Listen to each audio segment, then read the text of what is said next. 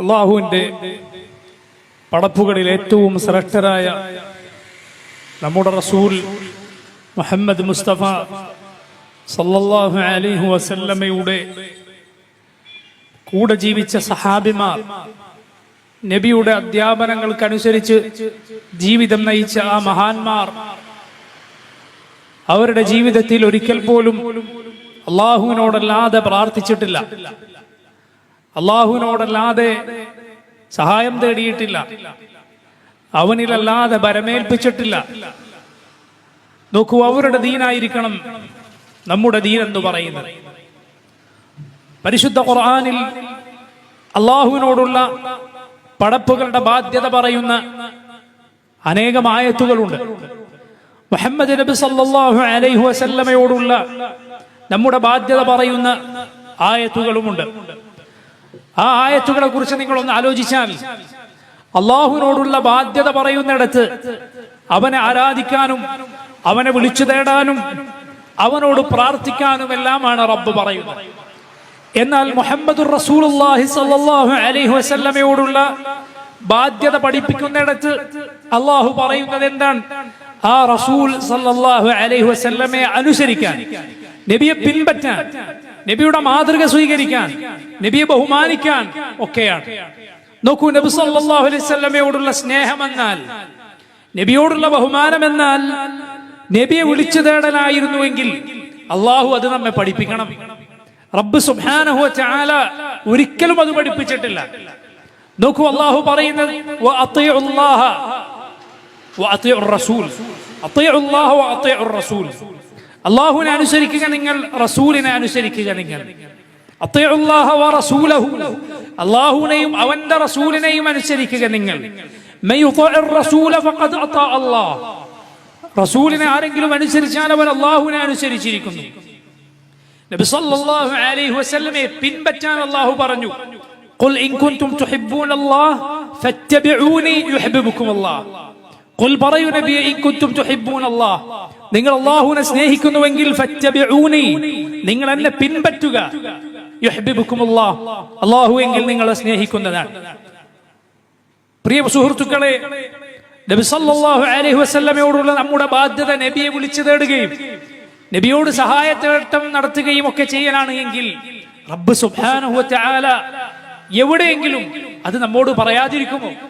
റസൂലുള്ളാഹി സ്വല്ലല്ലാഹു അലൈഹി വസല്ലമയുടെ ഒട്ടനവധി ഹദീസുകളിൽ നബി സല്ലല്ലാഹു അലൈഹി വസല്ലം അള്ളാഹുവിനോട് വിളിച്ചു പ്രാർത്ഥിക്കാനും അവനെ ആരാധിക്കുവാനും അവനോട് തേടുവാനും എല്ലാം പഠിപ്പിച്ചു. എവിടെയെങ്കിലും മുഹമ്മദ് നബി സല്ലല്ലാഹു അലൈഹി വസല്ലം നിങ്ങൾ എന്നെ വിളിച്ചു പ്രാർത്ഥിക്കൂ എന്ന് പറഞ്ഞിട്ടുണ്ടോ? ഇല്ല എന്ന് മാത്രമല്ല, നബി സല്ലല്ലാഹു അലൈഹി വസല്ലം അവിടുത്തെ സ്ഥാനത്തിനപ്പുറത്തേക്ക്, റബ്ബിന്റെ പദവിയിലേക്ക്, ഇലാഹിന്റെ പദവിയിലേക്ക് റസൂലുള്ളാഹി സ്വല്ലല്ലാഹു അലൈഹി വസല്ലമയുടെ കാര്യത്തിൽ അതിരുവിടുന്നത് വിലക്കിയിട്ടാണുള്ളത്. റസൂലുള്ളാഹി സ്വല്ലല്ലാഹു അലൈഹി വസല്ലമയോട് ചിലർ വന്ന് പറയുകയാണ്, അൻത സയ്യിദുനാ വബ്നു സയ്യിദിനാ, താങ്കൾ അൻത സയ്യിദുനാ, താങ്കൾ ഞങ്ങളുടെ നേതാവാണ്, വഖൈറുനാ, ഞങ്ങളിൽ ഏറ്റവും ഉത്തമരാണ്. റസൂലുള്ളാഹി സ്വല്ലല്ലാഹു അലൈഹി വസല്ലം നമ്മുടെ നേതാവാണ്, ഏറ്റവും ശ്രേഷ്ഠരാണ്, യാതൊരു സംശയവുമില്ല. പക്ഷേ പ്രശംസ പറയുന്നിടത്ത്, പുകഴ്ത്തുന്നിടത്ത് അതിർവിടാതിരിക്കാൻ, അതിർവരമ്പുകൾ പാലിക്കാൻ നബി സല്ലല്ലാഹു അലൈഹി വസല്ലം ഈ ഉമ്മത്തിനെ പഠിപ്പിച്ചുകൊണ്ട് പറയുകയാണ്, ഖൂലു ബിഖൗലികും ഖൂലു ബിഖൗലികും വലാ യസ്തജ്രിയന്നകുമുശ് ശൈത്താൻ, നിങ്ങൾ നിങ്ങളുടെ വാക്ക് പറയുക, പക്ഷേ നിങ്ങൾ സൂക്ഷിക്കുക, പിശാച് നിങ്ങളെ ജനങ്ങൾക്കിടയിൽ അവന്റെ സന്ദേശവാഹകരാക്കാതിരിക്കട്ടെ, അവന്റെ സന്ദേശം ജനങ്ങൾക്ക് എത്തിച്ചു കൊടുക്കുന്നവരാക്കി പിശാച് നിങ്ങളെ മാറ്റാതിരിക്കട്ടെ. ഇന്നമാ അന അബ്ദുല്ലാഹി വറസൂലുഹു, ഞാൻ അല്ലാഹുവിന്റെ അടിമയും റസൂലുമാണ്. ഫഖൂലു അബ്ദുല്ലാഹി വറസൂലുഹു, അതുകൊണ്ട് നിങ്ങൾ എന്നെ അല്ലാഹുവിന്റെ അടിമ എന്ന് പറഞ്ഞുകൊള്ളുക, അവന്റെ റസൂൽ എന്ന് പറഞ്ഞുകൊള്ളുക.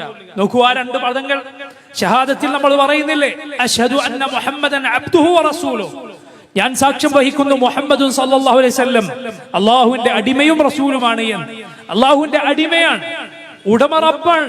അതുകൊണ്ട് അടിമയായ റസൂലിനെ അല്ല ഇബാദത്ത് ചെയ്യേണ്ടത്, അബ്ദായ നബിയെ ഇബാദത്ത് ചെയ്തുകൂടാ, മറിച്ച് റബ്ബായ അല്ലാഹുവിനെയാണ് ഇബാദത്ത് ചെയ്യേണ്ടത്. റസൂലാണ്, അതുകൊണ്ട് ധിക്കരിക്കാനോ അവിശ്വസിക്കാനോ പാടില്ല, മറിച്ച് അനുസരിക്കുകയും അനുസരിക്കുകയും പിൻപറ്റുകയും ബഹുമാനിക്കുകയും വിശ്വസിക്കുകയുമാണ് ചെയ്യേണ്ടത്. എത്ര വലിയ പാഠങ്ങളാണ് ചുരുങ്ങിയ വാക്കുകളിലുള്ളത്. പ്രിയ സഹോദരങ്ങളെ, സുഹൃത്തുക്കളെ, മുഹമ്മദ് നബി സല്ലല്ലാഹു അലൈഹി വസല്ലമയുടെ കാര്യത്തിൽ ഇതാണ് നിയമമെങ്കിൽ അല്ലാഹുവിന്റെ നബിയേക്കാൾ താഴെ പദവി ഉള്ളവരാണ് ബാക്കി എല്ലാവരും. അവരാരാകട്ടെ, ബാക്കിയുള്ള നബിമാരാകട്ടെ, സാലിഹീങ്ങളാകട്ടെ, സിദ്ദീഖുകളും ശുഹദാക്കളുമാകട്ടെ, അവരെല്ലാം മുഹമ്മദുർ റസൂലുള്ളാഹി സല്ലല്ലാഹു അലൈഹി വസല്ലമയുടെ കീഴിൽ മാത്രം, താഴെ മാത്രം സ്ഥാനമുള്ളവരാണ്. നമ്മുടെ റസൂലാണ് അഫ്ദലുൽ ഖൽഖ്. നമ്മുടെ റസൂലാണ് സല്ലല്ലാഹു അലൈഹി വസല്ലം നാളെ പരലോകത്ത് ആദ്യമായി ഖബർ പിളർത്തിക്കൊണ്ട് പരലോകത്ത് ഉയർത്തെഴുന്നേൽപ്പിക്കപ്പെട്ടു വരിക. നമ്മുടെ റസൂൽ സല്ലല്ലാഹു അലൈഹി വസല്ലമയാണ് നാളെ പരലോകത്ത് ലോകത്തെല്ലാവർക്കും വേണ്ടി, അവരെല്ലാം വിചാരണക്കെടുക്കാൻ വേണ്ടി റബ്ബിന്റെ മുന്നിൽ ശുപാർശ പറയുക. മുഹമ്മദുൻ സല്ലല്ലാഹു അലൈഹി വസല്ലമക്ക് വേണ്ടിയാണ് സ്വർഗത്തിന്റെ കവാടം തുറക്കപ്പെടുക. മുഹമ്മദുൻ സല്ലല്ലാഹു അലൈഹി വസല്ലം വലതുകാൽ വെച്ച് സ്വർഗത്തിൽ പ്രവേശിച്ചാലല്ലാതെ ഒരാൾക്കും അങ്ങോട്ടേക്ക് കയറാൻ സാധ്യമല്ല.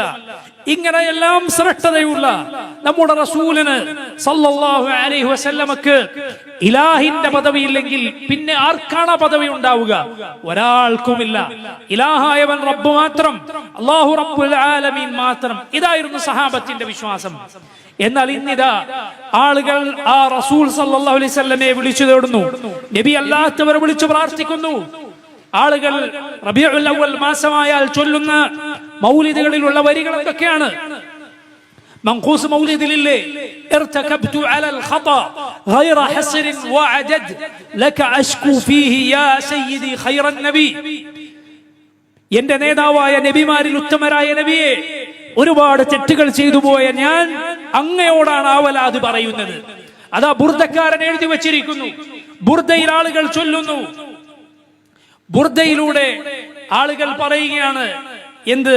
യാ അക്രമൽ ഖൽഖി മാലി മൻ അലൂദു ബിഹി സിവാക ഇൻദ ഹുലൂലിൽ ഹാദിസിൽ അമിമി. പ്രയാസങ്ങളിൽ, പ്രതിസന്ധികളിൽ, പ്രയാസവും ബുദ്ധിമുട്ടും കടുത്താൽ സൃഷ്ടികളിൽ ഏറ്റവും ശ്രേഷ്ഠരായ നബിയെ, അങ്ങല്ലാതെ എനിക്ക് ആവലാതി പറയാൻ മറ്റാരുമില്ല. ഇതിനെ ന്യായീകരിച്ചു കൊടുക്കുന്ന ആളുകളാണ് ഇവിടെ ഉള്ളത്. പ്രിയ സഹോദരങ്ങളെ, ഖുർആനിലെ ആയത്തുകൾ നിങ്ങൾ എത്ര കേട്ടു? റസൂലുള്ളാഹി സ്വല്ലല്ലാഹു അലൈഹി വസല്ലമയുടെ ഹദീസുകൾ അല്ലാഹുവിനെ മാത്രമേ വിളിച്ചു പ്രാർത്ഥിക്കാൻ പാടുള്ളൂ എന്ന് നിങ്ങൾ എത്ര കേട്ടു? എന്നാൽ ഇവിടെ ദീൻ പഠിപ്പിക്കുന്നു എന്ന് പറയുന്ന മുസ്ലിയാക്കന്മാർ എത്ര പേർ ഇത് നിങ്ങളോട് പറയാറുണ്ട്? ഇവിടെ ഇതാ ചിലർ സമസ്തയുടെ 100ാമത്തെ വാർഷികം ആഘോഷിക്കാൻ നടക്കുകയാണ്. അതിനുവേണ്ടി വലിയ പ്രചാരണങ്ങളും പരിപാടികളും ഒക്കെ സംഘടിപ്പിക്കുകയാണ്. എന്നിട്ട് പറയുന്നത് ഇത് മഹത്തായ ഒരു പ്രസ്ഥാനമാണ്, ഞങ്ങൾക്ക് ആയിരക്കണക്കിന് മദ്രസകളുണ്ട്, എത്രയോ കുട്ടികൾ നമ്മുടെ കീഴിൽ പഠിക്കുന്നുണ്ട്, ഇത്രയോ യതീംഖാനകളുണ്ട്. എന്തുണ്ടായിട്ട് എന്താണ് തൗഹീദില്ല എങ്കിൽ? നിങ്ങൾ പ്രചരിപ്പിക്കുന്നത് ശിർക്കാണ് എങ്കിൽ, നിങ്ങൾ 100 കൊല്ലം ഈ ജനങ്ങളെ പഠിപ്പിച്ചത് ശിർക്കാണ് എങ്കിൽ, എന്തു മഹത്വമാണ് നിങ്ങൾ ഈ കൊട്ടിപ്പാടുന്ന പ്രസ്ഥാനത്തിനും അതിന്റെ പ്രവർത്തനങ്ങൾക്കും ഉള്ളത്? ആലോചിച്ചു നോക്കൂ, നിങ്ങൾ ചിന്തിക്കൂ. നിങ്ങൾ ഇവിടെ 100 കൊല്ലം സമസ്ത ഈ ഉമ്മത്തിന് നൽകിയ സംഭാവന എന്താണ്? 100 കൊല്ലം ഈ ആളുകൾ മുസ്ലിമീങ്ങളെ പഠിപ്പിച്ചത് എന്താണ്? ഞാൻ നേരത്തെ വായിച്ച ഫതാവ മുഹയ്യിസുന്ന എന്ന പുസ്തകത്തിലുള്ളതുപോലെ മുഹയ്യിദ്ദീൻ ശൈഖെ രക്ഷിക്കണേ, ബദരീങ്ങളെ കാക്കണേ എന്നിങ്ങനെ വിളിക്കൽ അനുവദനീയമാണ് എന്ന ഇസ്ലാമിന് നേർവിപരീതമായ കാര്യം ഈ ഉമ്മത്തിനെ പഠിപ്പിച്ചതാണോ നിങ്ങൾ ഈ ഉമ്മത്തിന് നൽകിയ സംഭാവന? 100 കൊല്ലം നിങ്ങൾ ഈ ഉമ്മത്തിനെ പഠിപ്പിച്ചത് എന്താണ്? 100 കൊല്ലം ഈ സമുദായത്തെ നിങ്ങൾ പറഞ്ഞു പഠിപ്പിച്ചത് എന്താണ്? യാ റസൂലല്ലാഹ്, യാ വലിയല്ലാഹ്, യാ ശൈഖ്, യാ മുഹയ്യിദ്ദീൻ എന്ന് വിളിക്കാനാണോ? അങ്ങനെ വിളിക്കുന്നവരോട് യാ റബ്ബ്, യാ റബ്ബ്, അല്ലാഹുമ്മ, എന്റെ റബ്ബേ, റബ്ബന, അല്ലാഹുമ്മ എന്നല്ലേ നിങ്ങൾ പഠിപ്പിക്കേണ്ടിയിരുന്നത്? നിങ്ങൾ റസൂലുള്ളാഹി സ്വല്ലല്ലാഹു അലൈഹി വസല്ലമയുടെ പാരമ്പര്യത്തിലായിരുന്നുവെങ്കിൽ, അല്ലാഹുവിന്റെ നബിമാരുടെ, സിദ്ദീഖുകളുടെ, ശുഹദാക്കളുടെ വഴിയിലായിരുന്നു നിങ്ങളെങ്കിൽ, നിങ്ങൾ ഈ ജനങ്ങളോട് യാ ഗൗസ്, യാ മുഹയ്യിദ്ദീൻ എന്ന് വിളിക്കാനായിരുന്നോ പഠിപ്പിക്കേണ്ടിയിരുന്നത്? ഇതാണോ 100 കൊല്ലം നിങ്ങൾ ഈ ഉമ്മത്തിനെ പഠിപ്പിച്ചത്? ഇതാണോ നിങ്ങൾ ഞങ്ങളോട് മേനി പറയുന്നത്? അതുകൊണ്ട് പ്രിയമുള്ളവരെ, ചിന്തിക്കുക.